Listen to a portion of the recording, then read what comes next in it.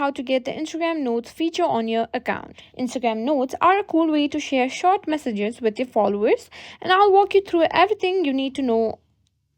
So let's jump right in.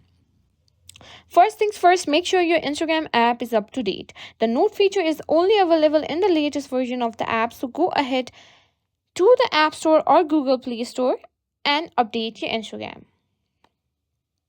Once your app is updated, open Instagram and go to your direct messages by tapping on the chats icon. Now you'll see at the top to leave a note or a note. Now to leave a note, simply tap on the plus icon next to your profile at the top of your DMs. You can type up to 60 characters in your note. Once you are done, tap share to post it. Your note will be visible to your close friends or people you follow back for 24 hours.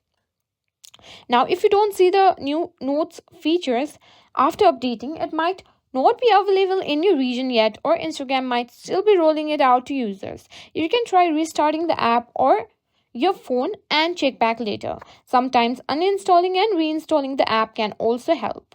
And that's how you can get and use Instagram Notes.